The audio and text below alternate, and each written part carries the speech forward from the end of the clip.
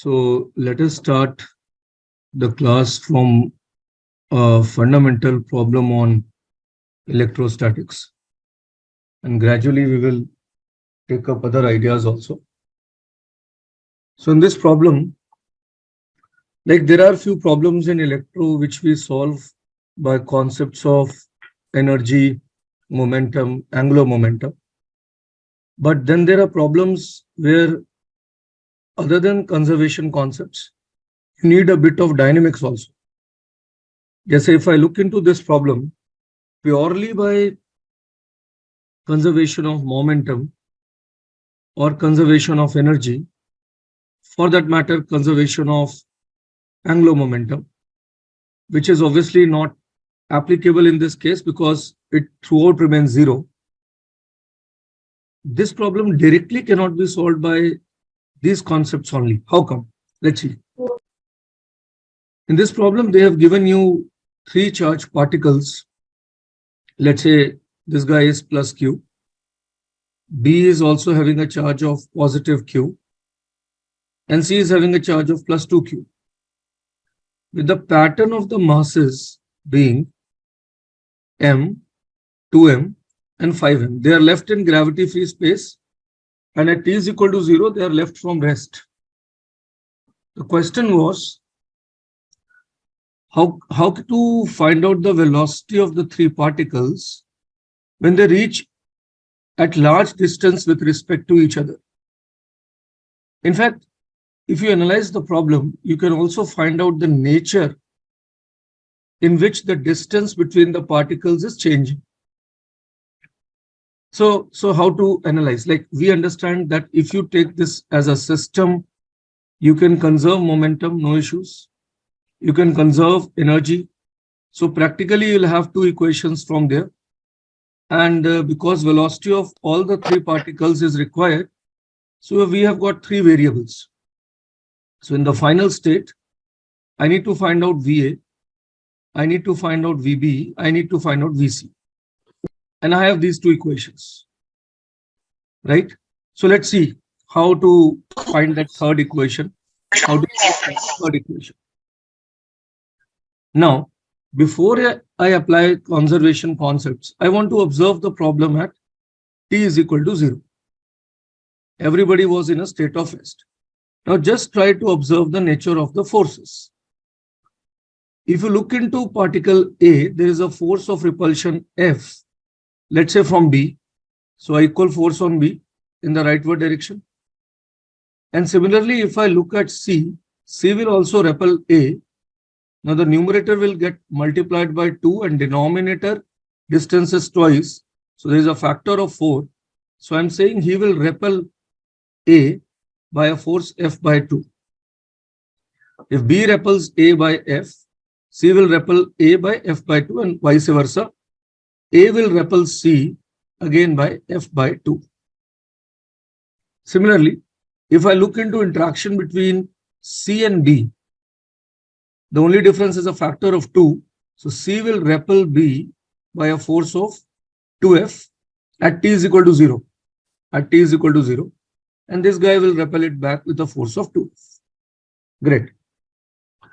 Now, if I look at this instance, the total force I am having here is 3F by 2. The total force on the middle particle, that is F. And total force on this particle is 5F by 2. Is 2.5F. Now, I am just interested in accelerations at t is equal to 0. I just want to think about the acceleration. So because the masses were being given, it will have by m, it will have by 2m, it will have by 5. So now we are very clear about the accelerations also. If this guy is having an acceleration of a, let's say f by 2m, this guy is also having an acceleration of a, and this guy is having an acceleration of 3. You can say a naught also, because this was the picture at t is equal to 0. Now, if I just analyze the problem for dt time, that is, my analysis is from t is equal to 0 to t is equal to 0 plus dt. For dt time span, I can apply equations of motion because acceleration can be assumed to be constant. That tells me that the differential displacements. So if I use s is equal to ut plus half at square, because dt is same for all three of them, this guy displaces by 3 ds, this guy displaces by ds, and this guy also displaces rightward by ds, because it is half a dt square, half a dt square, half 3a dt square. Now, so now we reached an instance which is t is equal to 0 plus dt. Now observe the problem carefully again. Again, try to observe this, and you will get a pattern here. The pattern is such that this distance r has increased by 3 ds from this side and decreased by ds. So that increase is 2 ds. And if you look into this r also, ds is increased left side, ds is increased right side. So again, that increase is 2 ds. So the good thing is that if I draw the picture again at t is equal to dt, in that picture, I'll have some new distances. Just to explain, I'm writing. I'll write it as r plus 2 ds here. And similarly for B to C, I will say he has gone rightwards, but the distance has again become r plus 2 ds. Masses and charges are same. And then comes velocity. What about the velocity? So if I use v is equal to u plus at again and dt was common, so the velocity will also be in the ratio of accelerations. So this guy will have a velocity of, let's say, 3v. This guy will have a velocity of v left. And this guy will have a velocity of v right. Now I look into the symmetry of problem. I will say fine. Now this is a new initial state for me. New initial velocities 3v, v, v, which I would have calculated from the previous diagram. New distances. So I'm saying, because this distance is equal, if you treat it as new r and you write the equations for f again, you will have a new force, you will have a new acceleration, but the ratio of acceleration again, if it was 3a, it will become a new acceleration, let's say 3a prime, let's say a prime, let's say a prime again. And now again, if I do give you some dt prime time, and I say you analyze the problem again from t is equal to dt to t is equal to dt plus dt prime, you will again write the velocities. Now the initial velocity will be 3v plus acceleration is 3a prime into dt prime. And you will, for this guy, you will write v, that will become u plus a prime. So I'm just writing it. Your velocities will be 3v, that is actually u, and acceleration is 3a prime into dt prime. Here you will have v, u plus a prime into dt prime. Just observe carefully that if this is called upon as v double prime, this guy is thrice of this guy, v double prime. And if you look into this, this is absolutely similar. So this will have v double prime. So v double prime right, v double prime left, and 3v double prime left again. Not only this, even if you look into the distances, and if you assume that this distance was some r prime now, the new distances that will come out will again come out to be equal r double prime, they will be equal. Why I'm saying this? Because if you look into the factor, that factor remains the same. Again, if you apply ut plus half at square, there is u is 3. This is also thrice in comparison to this, So again, if this guy moves by 3 ds, this moves by ds. So the increase factor is twice. And similarly here twice. So this will again become equal. And the same pattern keeps on repeating. So when the question says what happens at infinity, I was dead sure. I was very clear that in the final state, this distance and this distance will be equal. So if this distance is capital L This is also capital L. I know that both tends to infinity. There's no doubt about that, but they are equal. And nobody is crossing anyone. And if this guy is having a final velocity, the middle guy is VF, then this guy will be rightward VF because they are always equal. And this guy will have 3 VF. Now, to report the answer, the only unknown is VF. Because in terms of VF, I can report the answer. And now we are ready with our equation. So we can now say that I'll conserve the energy and we'll get through. So just you have to write the energy for all the 3 sets. So basically, K into, if you like, look into the sets, it is KQ square by R plus K into 2Q square upon R. And if you look into the first and the third guy, it is K into 2Q square upon 2R. All this energy has gone into the kinetic form. So it is half of M into this velocity square plus half of 2M into the middle guy, that was VF square. And the last one, half of 5M, that guy was also VF square. And I suppose this was 3VF the whole square. So this term plus this term plus this term. Solve this equation carefully, get the value of VF, and VF being substituted, 3VF, VF. So the final answers are 3VF, VF, and VF. And directions are also known, where VF can be calculated from this equation. And if you don't observe the pattern, then we can generally write momentum conservation on equation, energy second, but third you can't write. So then you will be stuck. So this was the only observation in this question through which you can solve the problem. Right. Once you got the idea, let me get on with the next problem for the day. Now let's take a system where we have got some charges which are connected through some string. A very central pattern he has given. Just observe this question carefully. We are in a gravity-free space again, and I have got 3 charged particles, Q1, Q2, Q3. They are placed as beads on a frictionless thread. So basically, I had this thread, and I had got these 3 beads at different locations on the thread. And because of mutual repulsion, they have tightened the thread. That is forming a triangle of side L1, L2, L3. No gravity. Question says, if the system is in a state of equilibrium with the beads at the vertices, how will you find out the lengths? And there was a question that what is the relation between these charges so that the above mentioned state of equilibrium is maintained. So we can solve this problem by vectors very simply in 1 or 2 lines.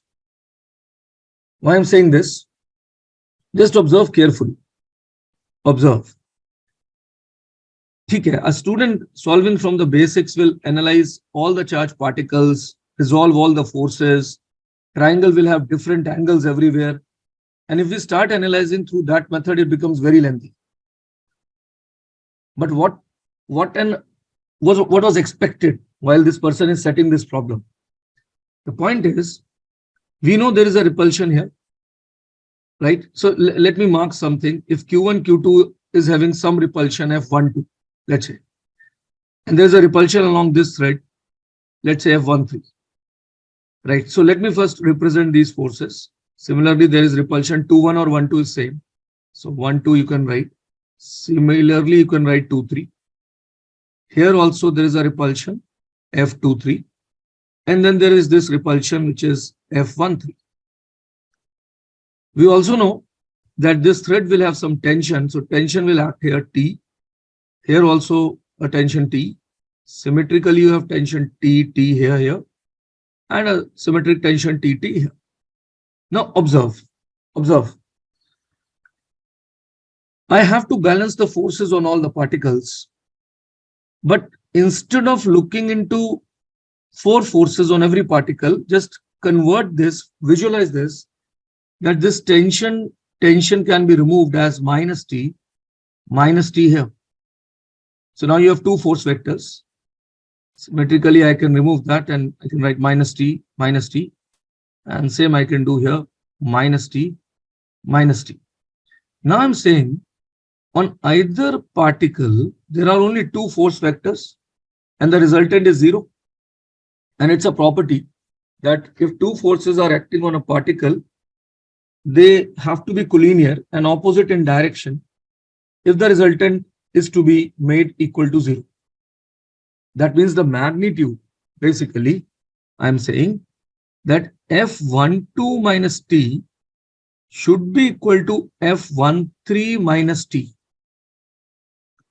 Should be equal to F23 minus T. And I'm done with the problem. Minus T is taken care of. There were two force vectors and I wanted to balance only two now. So I balanced their magnitudes. Same I could have done here. Same I could have done here. So basically this would have been the equation. And then I said that T is irrelevant. So basically these charges can be in equilibrium if 1221, 1331, 2332 will have same magnitudes. And then it was simple because once I balance that, then K, Q1. So what I was getting is Q1, Q2 upon L3 square is 13. That was Q1, Q3 upon L2 square. And that was, what was 2, 3. So basically Q2, Q3 upon L1 square. And he said, I have given you the charges, you find out the lengths. Now I think it was simple because in terms of Q1, Q2, Q3, you also knew this is one equation. And I also knew that L1 plus L2 plus L3, that is equal to L.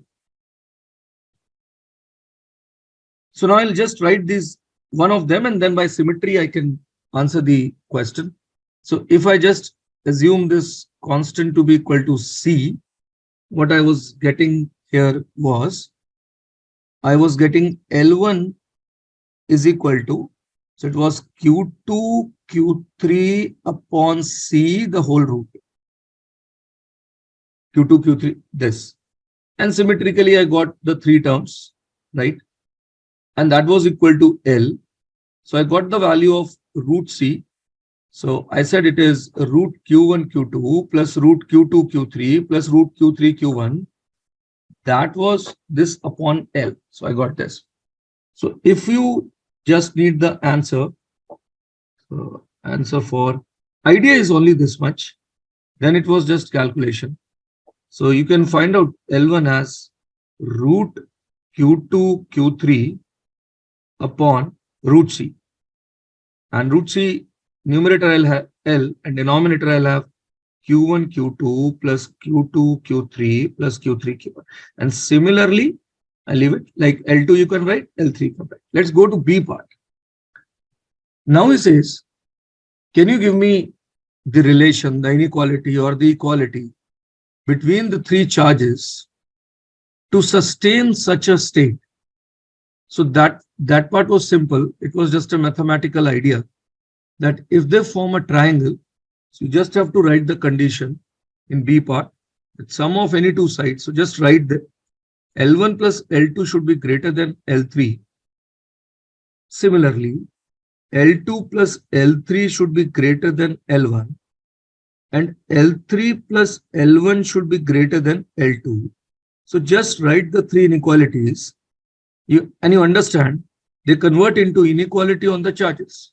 So basically it becomes root Q2, Q3 plus in L2, I'll have root Q1, Q3 greater than in L3, I'll have root Q1, Q2. So this is one relation on Q1, Q2, Q3, and symmetrically you can write the second, symmetrically you can write the third. So like there is a cyclic order. So if all these three relations are valid, all valid, then only the above situation is possible. So then I think easily you can solve the question. Idea to the problem was only this much. Right. Let's move on to the next problem. Now let me take a problem where there is a motion of a charge in presence of other fields. Like if I look into this question, what he is trying to say, just let me elaborate what was the question. Actually, there are two insulating hollow spheres. Observe carefully. This minus q and plus q are two insulating hollow spheres. And he has displaced the two spheres by a distance of x naught, which is less than capital R. And they have been held at these locations in gravity-free space. A small pinhole has been made in all the four locations. And there is a thread, like frictionless insulating thread.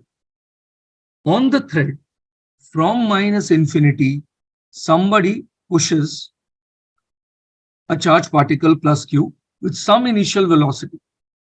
So I'll give you the main data. Radius capital R is given. Charge is plus q minus q given. Distance between the shells given, like x naught. This guy is having a positive charge q and a mass m. I'll just read carefully for you. There is no polarization. So basically, we are assuming absolute insulating materials. So by virtue of motion of this charge, there is no change, no induction. Now, if he starts with the initial velocity u towards the shells, the question is, if the bead stops sliding on the rod, where must it stop? And what must be the range of the initial velocity for it to stop? And everything is given, like to specify your answer, you can assume the center of this all we understand. And there is a rod. And because of these thin holes, that the spherical system doesn't change much. You have to assume that the charge which has been taken out by virtue of making holes is redundant. Now, so let me just start from this point itself. Let me use some space here. If this particle, just use a thin, if we start from minus infinity, I'll take this point as A, this whole location as B, here this is C, and this is D. Now there are a few things we are very clear about. Like if I look into this motion, the first patch of the motion from minus infinity to A, I'm very clear that in this patch, because the center of this negatively charged shell is nearby, there is more attraction. So definitely there is acceleration. So this positive charge will definitely accelerate from minus infinity to A. So it will reach point A with some velocity for sure, VA. And I'm convinced that VA is definitely greater than U. So there is no concern, no issue of stopping from minus infinity to E. Right? Let me get to the second part, that is A to B, what happens? Now, once I enter the negatively charged shell, the field because of that shell is zero within the sphere. So positive will repel. So this guy is going to retard. Now the concern comes. Now I'm thinking on two lines. Like my speed is going to decrease from A to B. And technically, I may think that it is possible for me to stop somewhere between A and B. So I should check now. It is retarding. So I should check whether it stops or not. Whether it stops or not. That is one thing I should do. Then I should go forward. Because if it stops somewhere, then I'm done with the problem. Or if I have to write some inequality, I will think. So let me see. So let me do one thing. Let me just write the energy terms from minus infinity. So what I'll do is I'll write some terms of energy At minus infinity, I am just having half mu square. This is the only energy I'm writing because the mutual energy is zero, and I'm not writing the mutual interaction between these two guys. That will cancel out on LHS and RHS, and self energy will also cancel. So the only changing term is what I'm writing. When this guy reaches point A, it will have a kinetic energy, which is half mVA square. It will have some potential with minus Q. So that term is K into Q into minus Q upon the radius of that shell. And between plus Q and this plus capital Q, I'll have again KQQ divided by, with respect to the center of this guy, that distance is R plus X naught. So this much initial, and at point A, I have this term of kinetic, this negative potential energy, this positive potential energy. You can observe that this negative term is higher, right? So effectively, some VA will come. So like this is some negative term, so VA will be greater than U, which I have already said. Now, if I write the same terms by conservation of energy, this is equal to this equal to. Now, as I had a confusion, now I'm presuming, I'm taking a presumption here. I'm taking a presumption that the guy reaches point B. If he would have reached B, you would have written a term half mVB square and then the potential. Now, potential of this guy with minus Q, because the charge particle is inside the hollow sphere. So the potential energy will be K small q minus capital Q by capital R. Mutual potential energy between a charged particle and a shell is this. If I'm inside the shell, anywhere inside, because the potential is constant because of shell. And second term is like K, Q, capital Q upon capital R, because I'm on the surface of this guy. Now, if you observe this term, there is no problem. Like I took a presumption, but then I realized after writing this term that this term cancels. So basically U and VB are equal. So definitely it does not stop. Rather, the amount of change in speed which happened because of acceleration up to A, the same is the decrement is in the speed from A to B. And when this guy reaches B, its velocity at B is definitely going to be U. From these equations, we verified that VB is definitely equal to U. So acceleration, retardation, but no stopping yet. So fine, I crossed this point now. Now from what happened in the third patch, when I moved from B to C, there is constant velocity. I knew that there is no field because now I am within both the shells. So my velocity is constant here, no issues. At this point also, I'm moving with U for sure. I started with U, I increase my velocity, I decrease my velocity to U here, and VB is equal to U is equal to VC. And now I am having U here. Now my concern area now shifted to C to D. Now I am confused what is happening between C to D. Now when you are between C to D, you are within this plus shell, so no field. But because of this minus guy, there will be some attraction. So there is a retardation for sure again, retardation. So now again I am confused that whether I'm going to stop before D or not, or at D. And let me tell you one thing. If this confusion is clarified, if I don't stop even up to D and I cross D, if this happens and I'm outside D, just think, if you're outside D, what will happen? Your positive Q now will have more repulsion on this charge and minus will have less attraction. Then I will definitely go up to infinity, no doubt about that. Then I'm not going to stop. So D to plus infinity, definite acceleration is going to happen rightwards.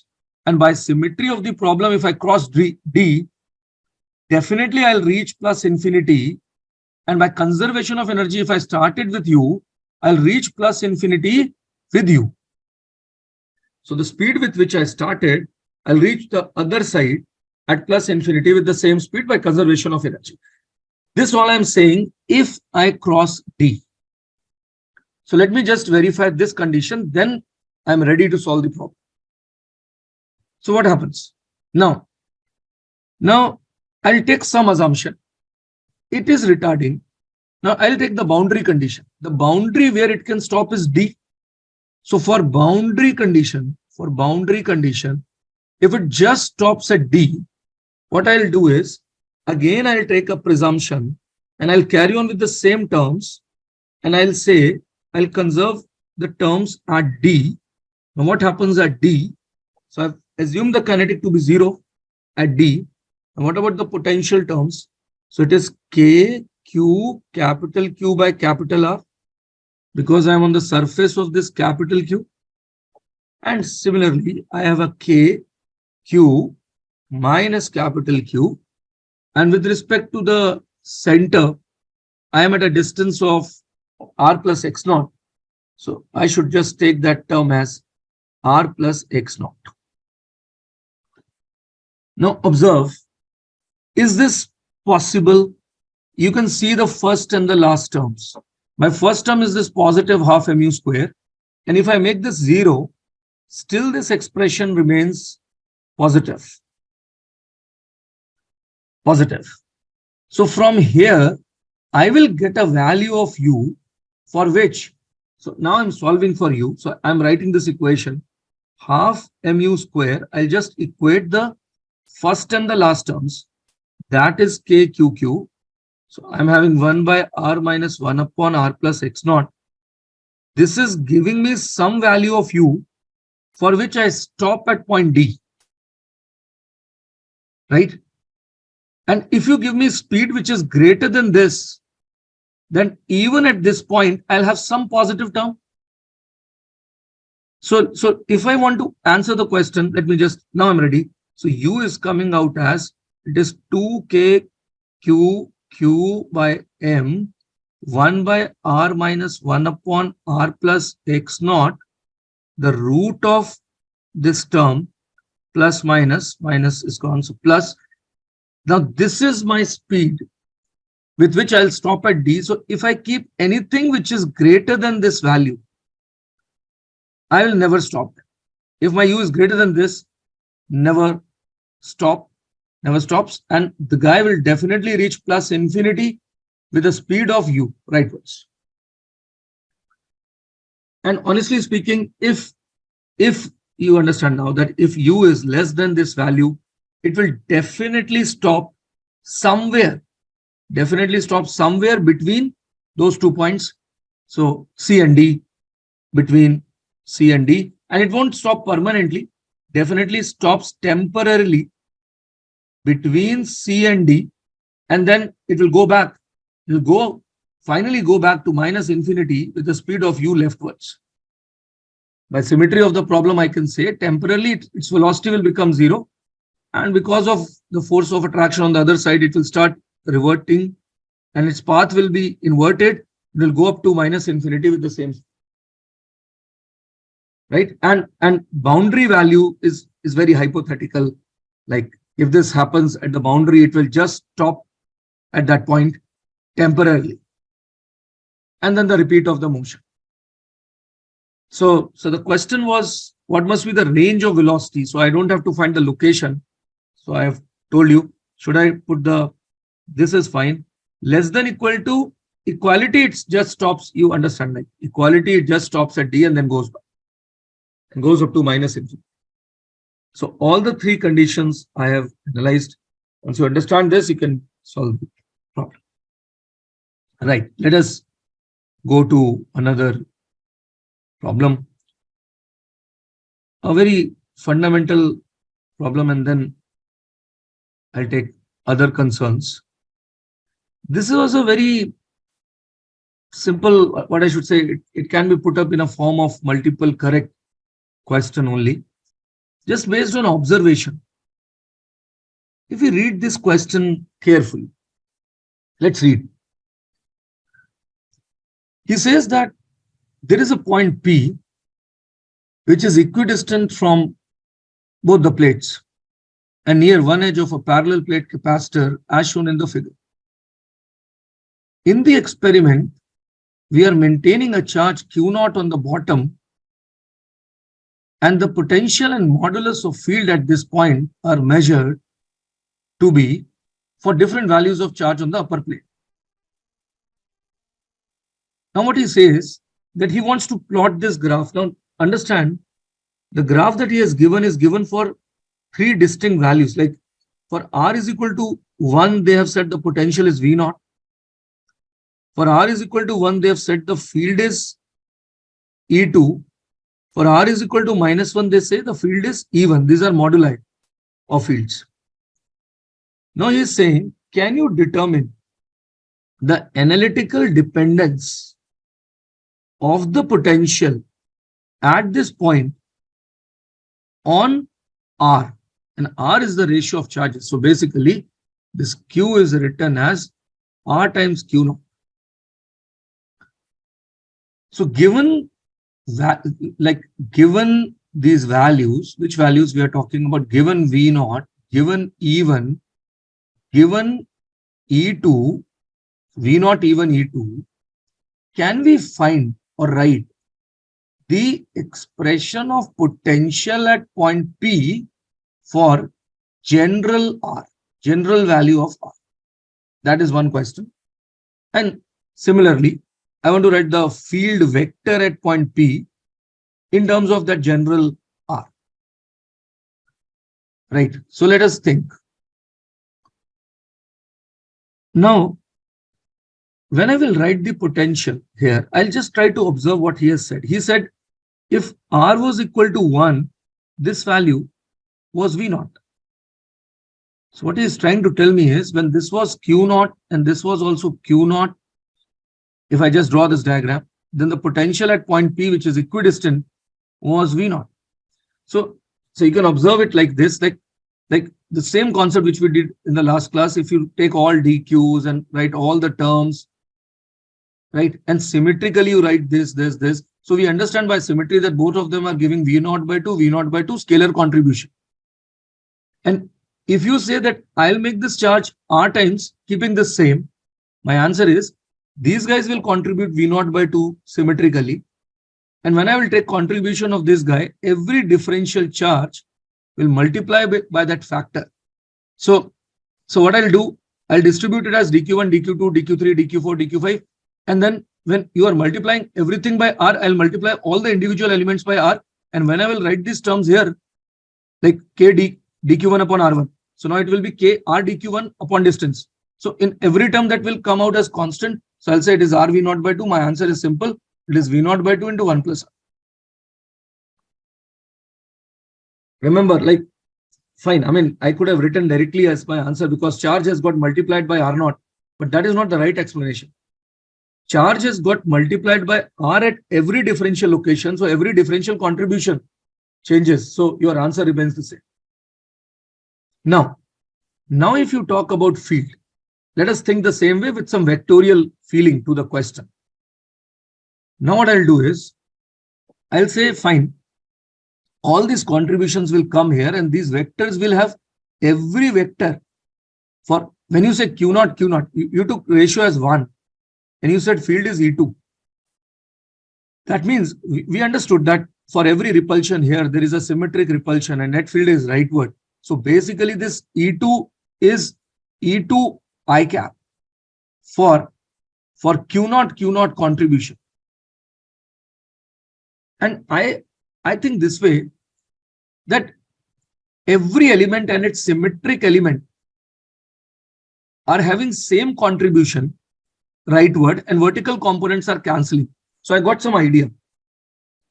Now I'm saying, if you made it -1, then he said ki I made it Q0 and minus Q0.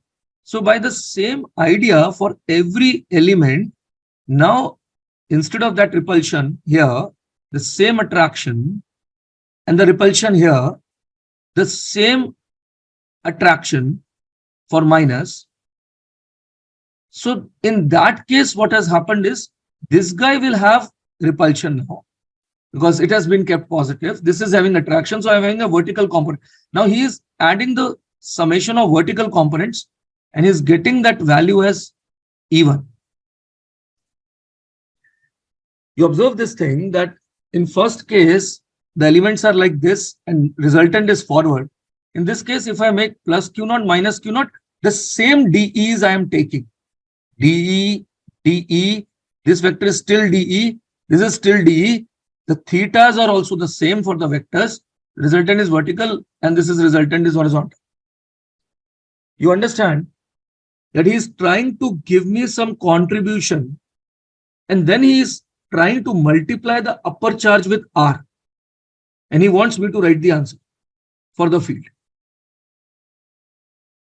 So think, if I look into the lower plate and try to write the contributions. So I said the lower plate will have a contribution of E2 by 2 in I cap. And previously also it was having a contribution of E1 by 2 vertically upwards. So plus E1 by 2 in J cap. This contribution is still persistent for the lower guy, the lower Q0. Now, the only thing that is left is, can we write the individual contribution of R Q0 in terms of field here? So I said the contribution that I'll write in X and Y. If you look into the X contributions, that will get multiplied by R. So I should write R E2 by 2 I cap, right? Because of the second guy. And this term then I need to write. And symmetrically, I'm saying this guy was having a, because it was negative and attractive, it was upward.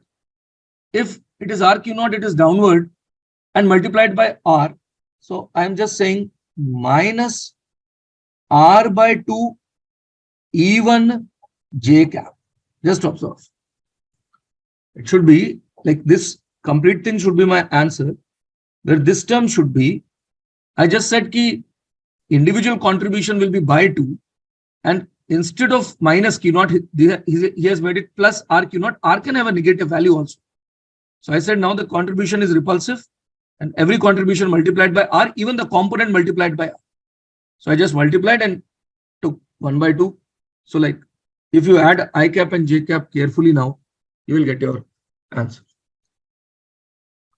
So definitely, based on the symmetry of the problem, if you look into elements carefully. Now, why I've taken this question is not that the result was important for me. The way you are observing, I mean, general, I cannot write generally that KQ upon R. For every, I have to take sigma for all the terms. And every DQ is distinct. Its distance to this point is distinct. In fact, its differential field will have a distinct angle also. So basically, we have to look into the sigma of those terms. So the pattern will get multiplied and you'll get your answer. Right. Let us move on to the next question for the day. Now, before I take other problems also on electro, just wanted to take one problem where I can tell you 3-4 concepts in one problem only, and then I'll come back because we have less time.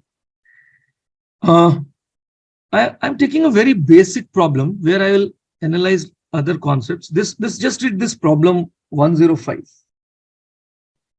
What does the question say? What he has done is he has taken a hoop. So he has taken a hoop, a hollow cylinder of mass m, and a particle of mass m is welded at the highest point. So it's like hoop and this welded particle here. It is kept on a frictionless surface, and at t is equal to 0, it was in a state of unstable equilibrium. Now the guy says ki you just displace the system marginally on right or left, it starts to move. A combined motion happens. The question was, what is the acceleration of the center of the hoop when the weight, this welded mass, is in the level with the center of the hoop? And he also says, can you find out the force with which the hoop pressed the ground at that point of time? So basically, he's talking about the normal reaction. Now, there are a few methods to, first, let us look into the dynamics of the problem. Let's see what is happening in the problem. So if I start analyzing, I think that at t is equal to 0, this point was there. We were on a frictionless table, right? But the combined center of mass, if you look into combined center of mass, that was somewhere here, right? So because this is m and hoop is also having a mass of m, so r by 2, and table was frictionless, right? So if you look into the system, as all the forces are vertical, center of mass is bound to move vertically. So whatever the hoop does, the center of mass will be moving vertically. So what will happen is, center of mass will start moving like this, and when center of mass comes here, what will happen? The hoop would have moved left, and this guy would have come down if you have marginally displaced it right. Otherwise, the symmetric thing can happen on the left. So I'm assuming that I have marginally given a displacement rightwards. So my motion is, this guy is moving somewhat like this. He comes here, right? This point comes here. The hoop goes on this side.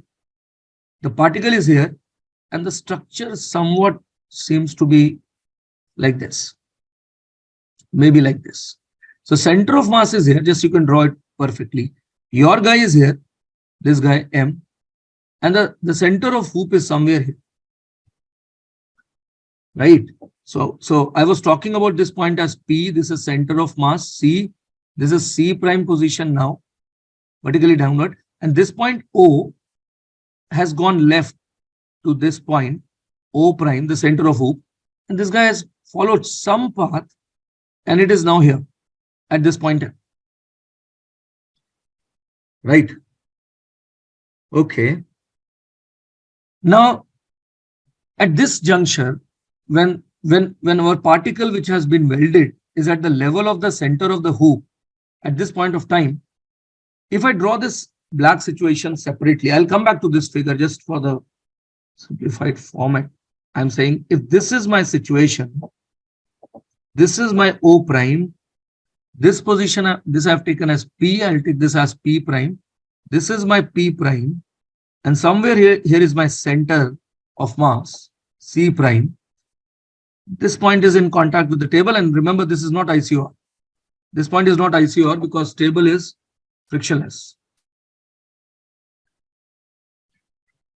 I cannot directly say that there is no slipping there, but what I know for sure, I know that center of mass is moving vertically downwards because it has moved vertically, so it will have some velocity downwards.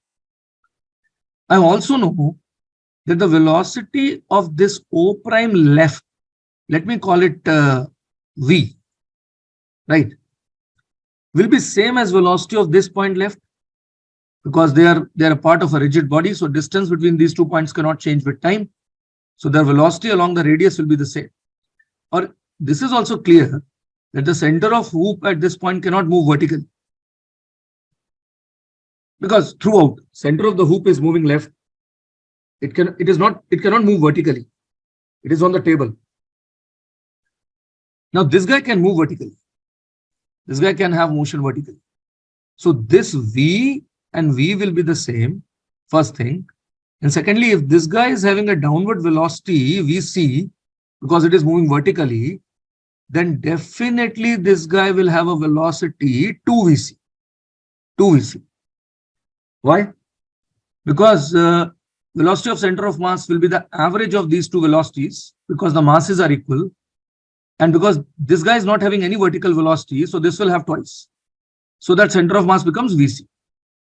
This is concentration M. This is concentration of mass M. And here I have concentrated total mass. One more thing I can say directly now, because center of mass is moving vertically downwards, V should be equal to 0. That is my first equation. Because if this is having V, this is having V, center of mass will also have a v left, but I know center of mass is not having any velocity. It is moving vertically. So v is 0. That means these velocities vanish, v, and I have only two velocities. So the question is very clear now that when he says, if you read the question, when he says, find the acceleration of the center of the hoop when the weight is in level with the center, basically at that point of time, the velocity of hoop has become temporarily 0. I am not saying its acceleration is 0. I'm not saying that. Its velocity is 0. So it has shifted leftward. It has kind of temporarily stopped. And the other guy has come from top along some path. I'll also ask you what is this path? I'll discuss that. And it will have some velocity downwards. If the only question would have been to find out velocities, our life was simple, because by conservation of energy, I could have calculated velocities. I could have said our guy M has traveled a distance r vertically, and the decay has been exhibited as kinetic energies. So I should have said half m 2vc square is the kinetic energy of this particle, and the hoop does not have any velocity.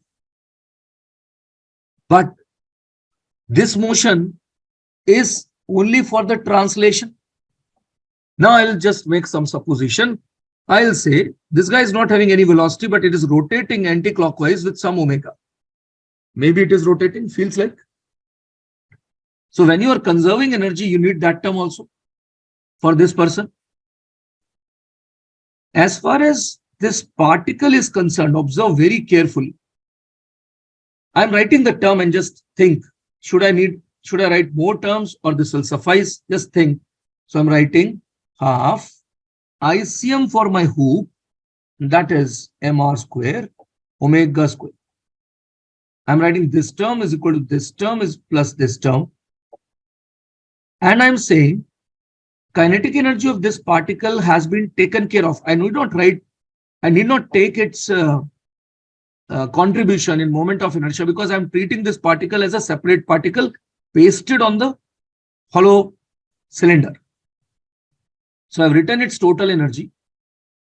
And for this particle, for the hoop, I could have written half mv square, the velocity of the center of mass of the hoop, but that term was 0. So I've written this. And to solve this, I needed that relation between Vc and omega. Then I said, if the hoop is having omega here, the point at the rightmost location on the hoop, that point is at a distance of r from here. So why not I say that r omega of that point is basically twice of Vc. So now I've written 3 equations, presuming that from these equations we'll get the value of Vc, we'll get the value of omega. Just observe this thing carefully. I'll go back on the previous slide just to help you out. As it started to move left, it is rotating. By analysis of center of mass, I got this idea that by the time center of mass comes, the center of mass is in vertical motion. The center of hoop would have moved left, but its velocity is 0, so it can only have this omega now, and it is bound to have omega. You understand? This particle is pasted on the hoop, and hoop is not having any velocity. If hoop was not having any omega also, how will you justify this velocity 2vc? Because 2vc for the hoop will be equal to r omega. Not only that, let me make one more statement. At this point of time, the center of hoop is also behaving like ICOR of the system. So if you take this composite body, you can directly say this is ICOR. So observe from ICOR that this point is at a distance of r by 2 and this point is at a distance of r. So that is the relation between the two velocities also. This is like r by 2 omega. This is r by 2 omega and this is r omega, which is quite evident. Right? So let us first find out, we'll get the values of Vc, we'll get the values of omegas. Let me just complete this, then come to the question. So from all these equations, what I got this M cancels. I got mg, I got gr is equal to 4vc square, so 2vc square plus r square omega square by 2. So 2 r square omega square was 4vc square by 2, so 2vc square again. So basically, I got a value of vc, and that is coming out as root gr by root 4, that is 2. That's what we are getting. So 4vc square I got as gr, so gr by 4, so like root gr by 2. I got vc, I got my omega also from here. Now, my interest is to find out the acceleration. There are a few things I can do now. From kinematics of the problem, let's read the question again now, so that we are in picture with what is required. The question says that you need the acceleration of the center of the hoop. So the only thing that is required at this point of time is the acceleration of center of mass of the hoop. I'm making a statement. If you can find out the acceleration of point P, right, we can definitely find out the acceleration of this point also.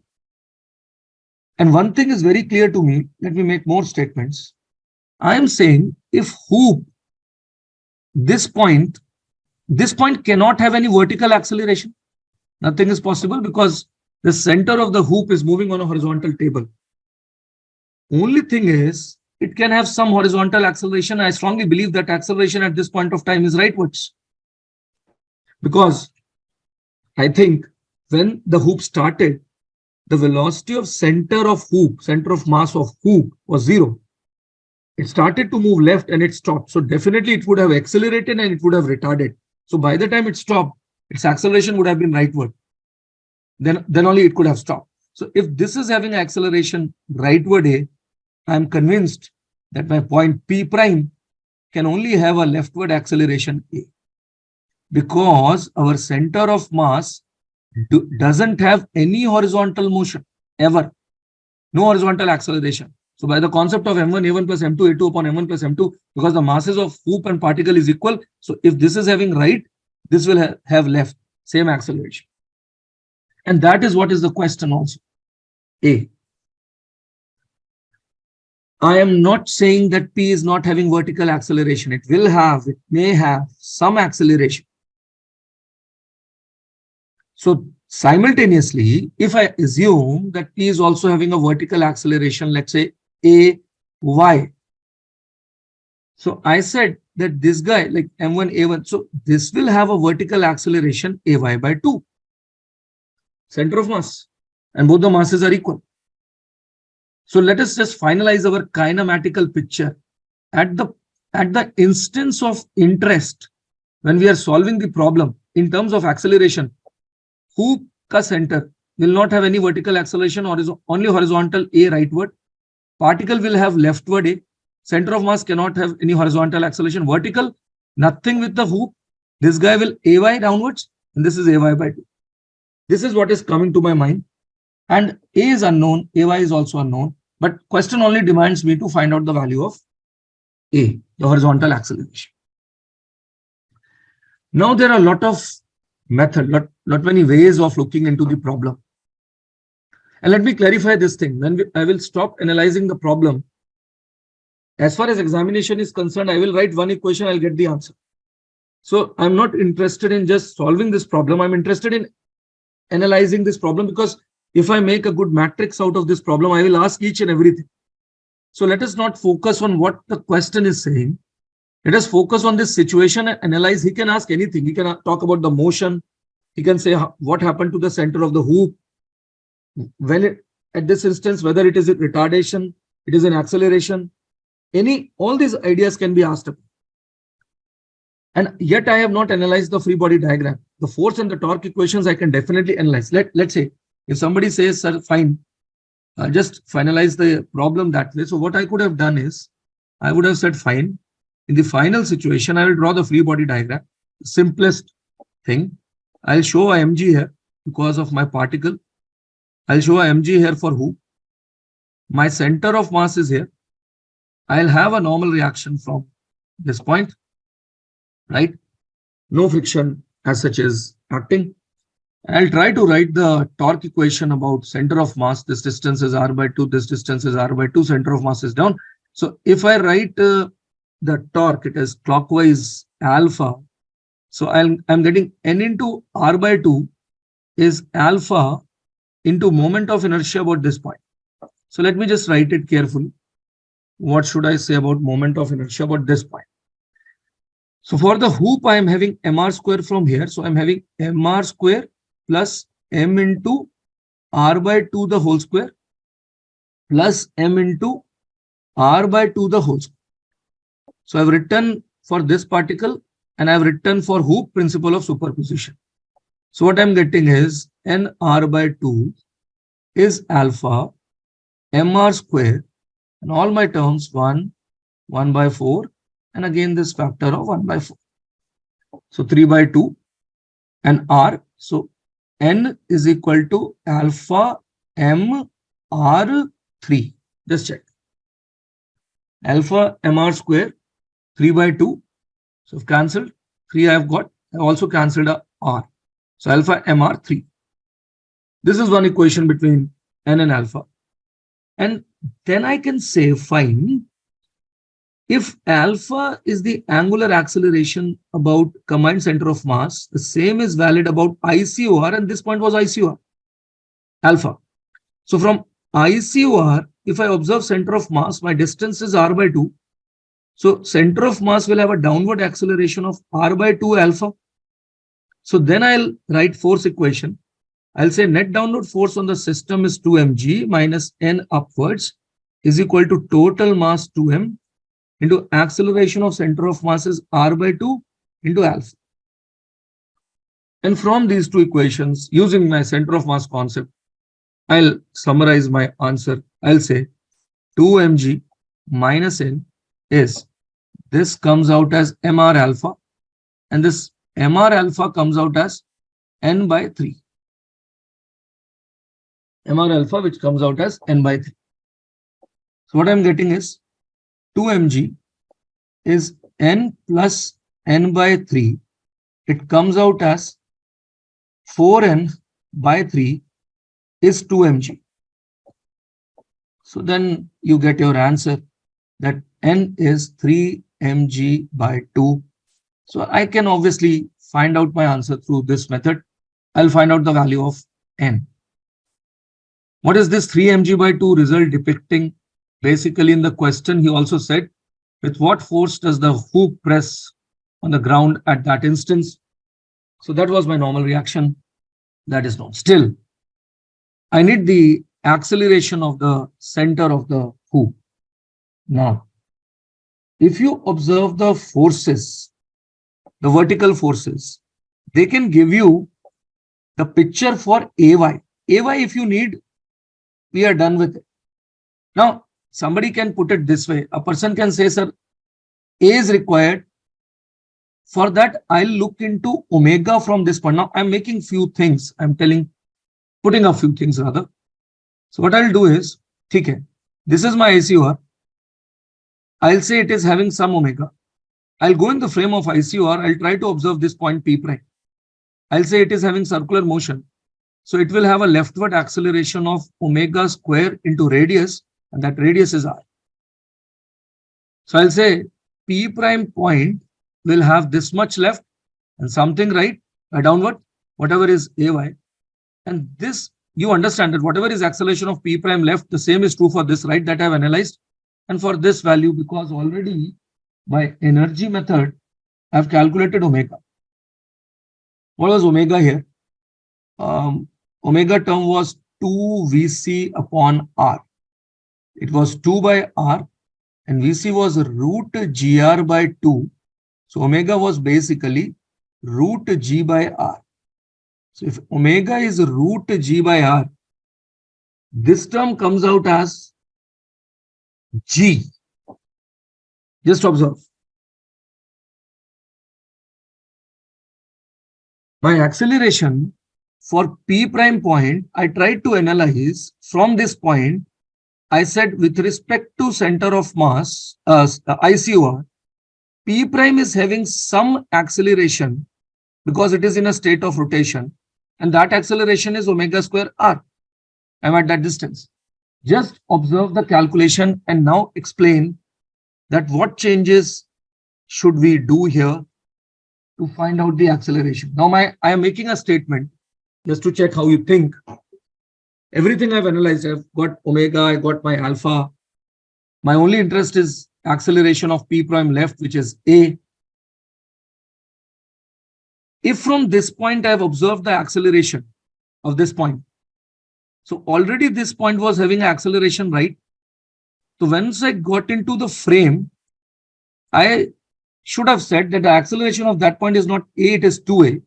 So whatever I've observed, should I say that this term is 2A and vertical is fine? So acceleration A should be equal to G by 2. Actually, that is the correct answer. Observation was fine. But then in the last step, again, we need to be careful, because what I did in the last step is I went into the frame of reference of the center of hoop and I tried analyzing this point. Now, this was from frame of reference of Earth, whatever I have drawn. But this diagram, omega square r, the rotational motion of this point I observed from the frame of reference of this point. In fact, if I go there, I could also talk about the vertical equation, which is r into alpha. But as far as this equation is concerned, there is no catch, because hoop is not having any vertical acceleration. So from the frame of reference of Earth or from the frame of reference of center of hoop, that is same. But once you saw this horizontal motion, omega square r, that was not A, this was 2A, because this guy is at rest, but not zero acceleration, not permanent rest, only temporary rest. So it has some acceleration. So then I got this term G by 2.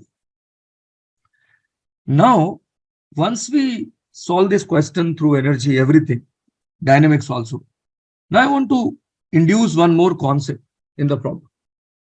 The path of this particle. All of us understand one concept that now I want to use another concept. Let me share. The concept is when we know the equation of a curve, you know that you can find out the radius of curvature. I am saying, because I had analyzed through energy that the velocity of this point was known to me, I said, if somehow I can find out the equation of this curve and I can find out the radius of curvature, why not think like this, that this curve is known, this curve is known, this track is known. You are moving on this track with some velocity at this point. If you know the radius of curvature, and this track will become vertical here, because this point doesn't have any horizontal velocity there.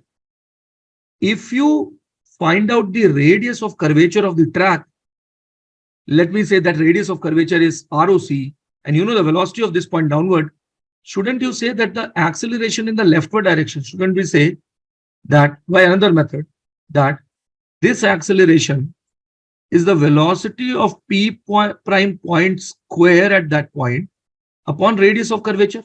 Luckily, we know the velocity. The only concern was the radius of curvature. Now comes the second concept that we have studied. You have studied that when there is a rod and it is a vertical rod and you just slip the lower point, it starts moving like this and the center of mass starts moving vertically downward, and all the other points on the rod start moving on elliptical path. This path is definitely ellipse. Think about this. Think. Logic is straightforward. You give me a body, whatever derivation you have done for a rod, when the lower point slips, the derivation holds for this body also. You take any general coordinate on the body, and with respect to the point from where the slipping started, you take x and y coordinate, angle theta, you know that the path will be ellipse. So I'm not proving it because all of us have done this thing in theory. Now, not only we know that, I also know that in this ellipse, this vertical axis, like in this ellipse which will be formed, it seems that this axis will have a length of r here, and this axis will have a length of r by 2 here. Now I will introduce the concept of SHM because I know one more property. Now I knew that this is ellipse. I knew this is ellipse. Now I also know one thing, that ellipse is a combination of two SHMs on x and y.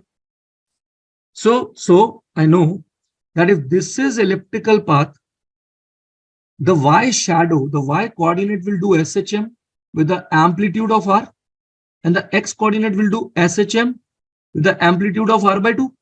Then only the combination can become ellipse.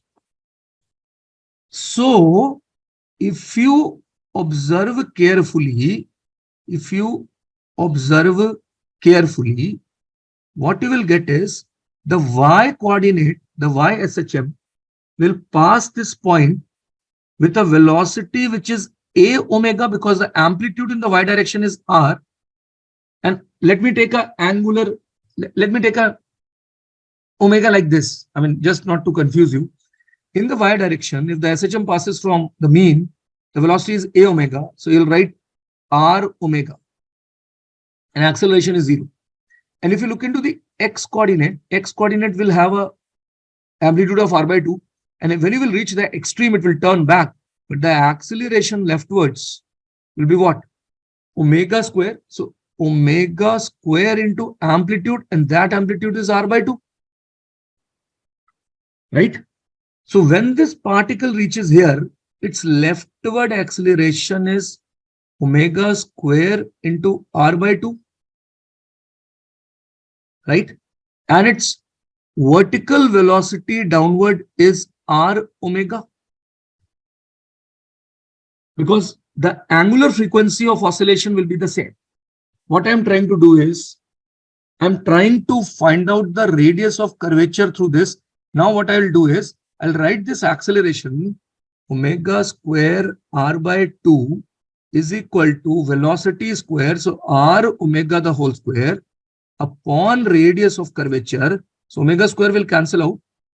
My radius of curvature at that point will come out as twice of r. Check this point. Check this. I'm saying my radius of curvature by this analysis of an ellipse being broken into two SHMs in y and x.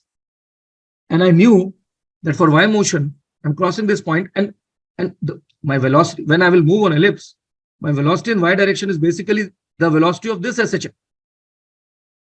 And luckily, this SHM will have zero acceleration here.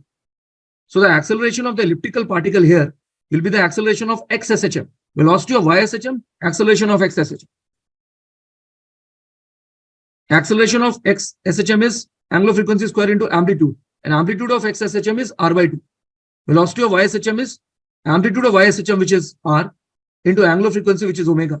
And then I said, this is velocity, this is acceleration. They are perpendicular. Concept of normal acceleration. I should write this acceleration as velocity square upon radius of curvature to find out the radius of curvature of ellipse at this point. So I've written omega square into r by 2 is equal to velocity the whole square upon radius of curvature. I cancelled few terms. I got a r term and I multiplied, so I got 2r. That means even in this question here, when this guy came here, its radius of curvature is 2r. And if you know the velocity, its acceleration is v square upon radius of curvature. Now, what was the velocity of that particle there? I said that velocity was 2vc. If you observe, your point P prime was having a velocity of 2vc. What was that? 2vc term is 2 root gr by 2. That comes out as root gr. So what about this acceleration? Velocity root gr, the whole square, upon radius of curvature is twice of r. You know that this r that I have taken here is same as capital R. You know that. So twice of r is same as capital R. R by, like, in the complete derivation, whether I've written small or capital, it is same. So just take care of that. So twice of capital R. So this comes out as what? RR will cancel this G by 2. So G by 2 is what we are getting, and G by 2 is what we are getting here also. This answer and this answer is the same.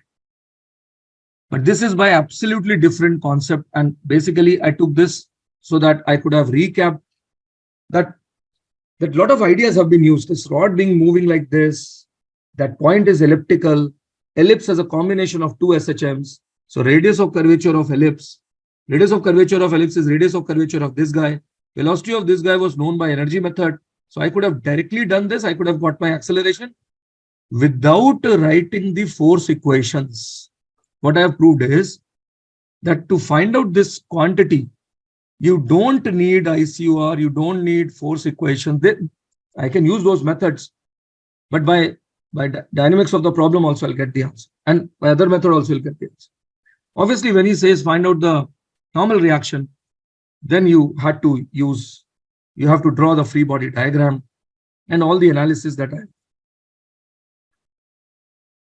right, and appropriately you will get your answers. Remember one thing, I have written my torque equation about center of mass, right?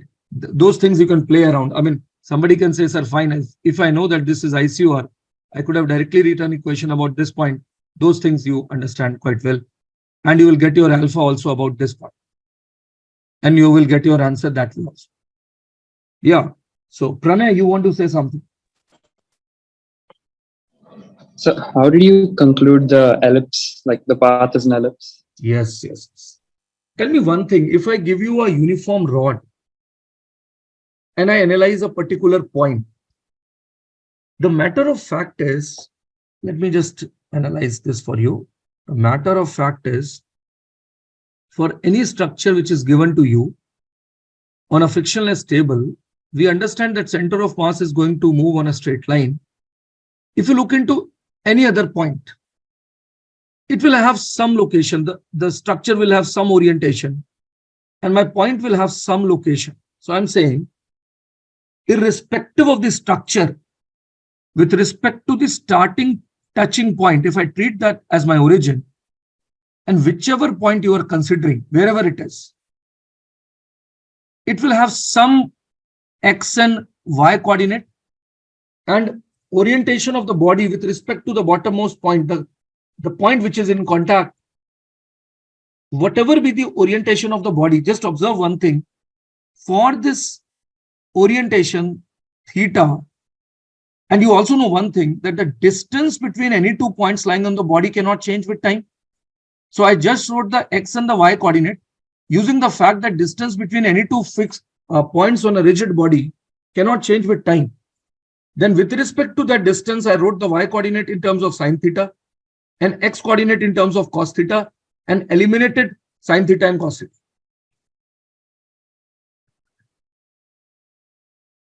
Think what I've said. I have said, instead of deriving it, I will just use a property that between any 2 points on the rigid body, the distance cannot change with time here. So I'm utilizing that fact. Now, when the body is moving in a given orientation, I have just said that these two motions, I mean, whatever I am saying, you just try to correlate it through a rod, because with respect to any 2 points on this rigid body, that orientation remains the same as that of a rod. And for a unique point, I am interested in that unique ellipse, because whenever I will write the X and the Y coordinate, that distance between any 2 fixed points will remain a constant.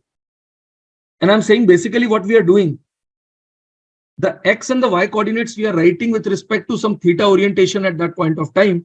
And when you eliminate theta, cos and sine, it will always be an elliptical path. A circle can also come, which is a subset of ellipse. Sine square plus cos square is equal to 1. That's what I'm writing. So basically your imagination can be in terms of, your thought process can be symmetric to that of a rod. That gives you a simple feel. But rod is just a base of this structure. because there also you have treated the distance to be a constant. Somebody can say, fine, sir, I think it this way, that with respect to the bottommost point in the rod, if I observe, basically your complete structure from a given frame of reference is just changing with a constant velocity in a given direction. And that does not matter. So you can use the elliptical path. I mean, motion will have different entities, but the path will be the same. If you want, we can write a general equation also. I mean, anybody can start writing from the scratch. He can say, fine, sir, I will take the center of the hoop at a new location. With respect to the center, it has rotated. So I will try to write the x and the y coordinates by the motion of center in terms of t and about the center. And for new x and y coordinates, I will check the path. The path with respect to the initial center of the hoop. You eliminate time and you can check that that path will come out to be a ellipse. Right? So that is fundamental method which you can try. But by correlation, I have written, and you will get the same answer. Okay, fine. Let us move on to another question. Let's see how you think. Let me take a problem where in this question, there are a few things which have been given. It's a solid hemisphere suspended with a string. And he has said that it is suspended in such a way that it touches but does not push the ragged surface beneath it. So there is a rough surface beneath it. There is a contact here, but it is not pushing it. The question is, you have to find out the minimum coefficient of friction at which the hemisphere does not slip after burning the string. It's a very fundamental idea based, but sincerely you have to think to answer the question. So I'll give you a minute to think and then I'll analyze the problem. Center of mass, that we understand, it is at 3 r/8. Now you understand that the reason that he has given that it does not push is just to ensure that the orientation of the hemisphere is clear to the student. So basically, if there is no contact from bottom, then in the initial orientation, the only possibility is center of mass will be, so center of mass is at this distance. So basically, it will be just below the point of suspension. So with respect to this vertical, if I take this angle as some theta, I know this is 3 r/8, this is 90, this is r.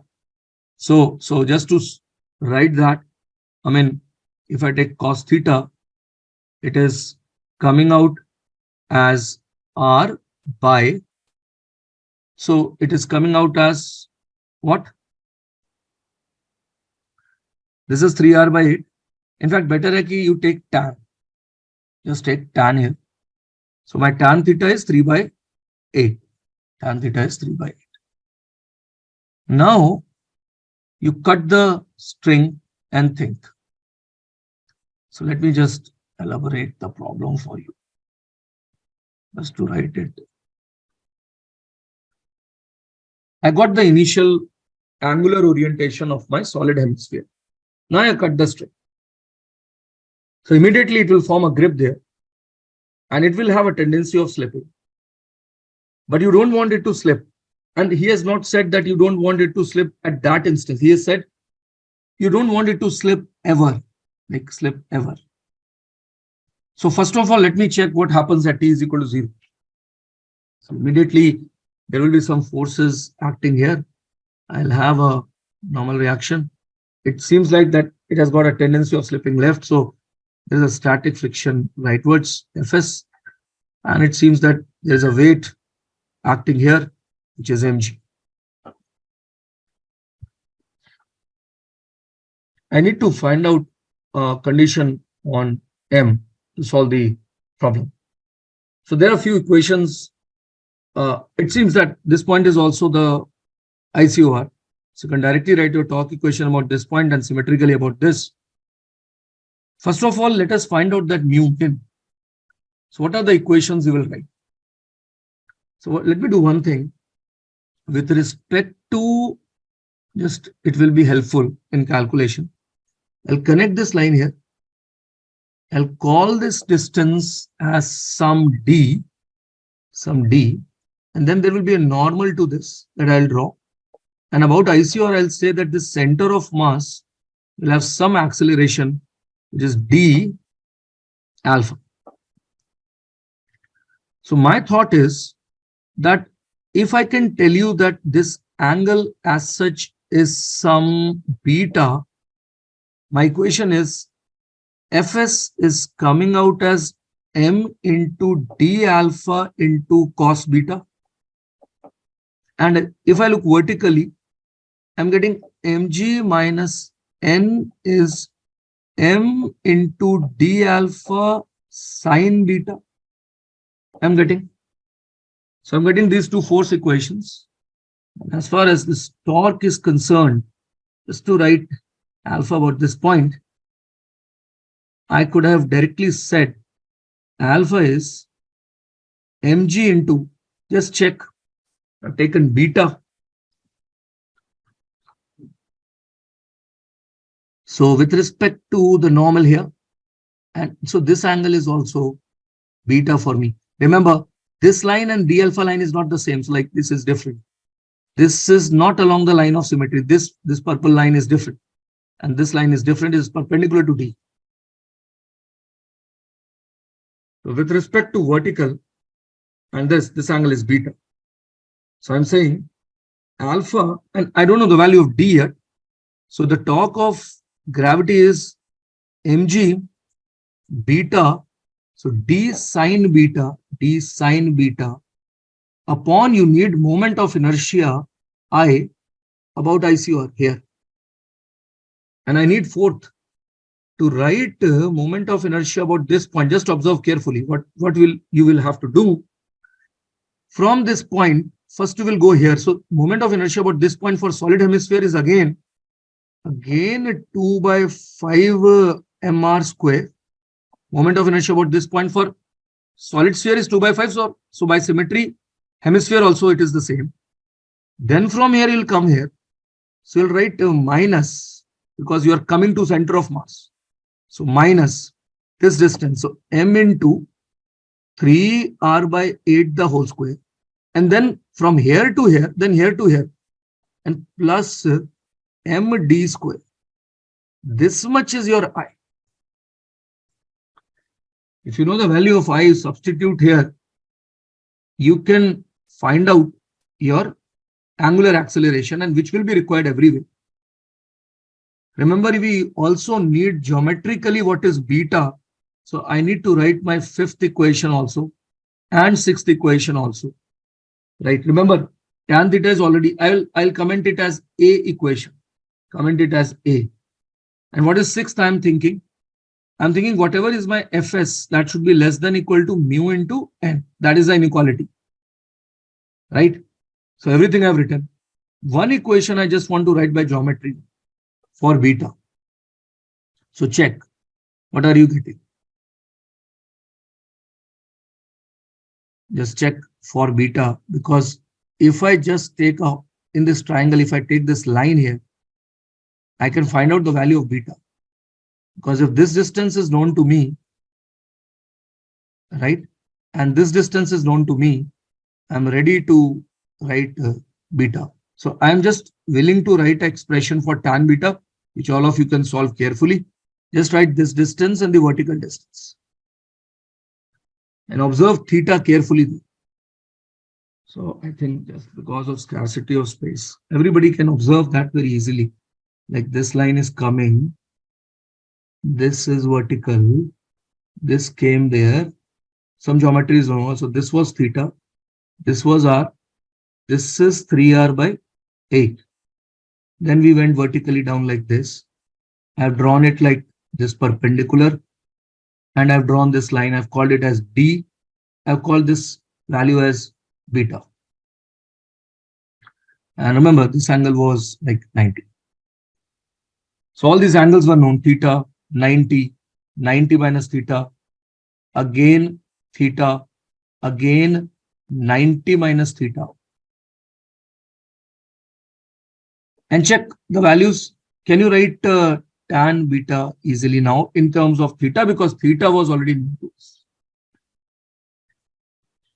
So I know that this distance can be easily written, and this was theta. This is 90 minus theta, 90.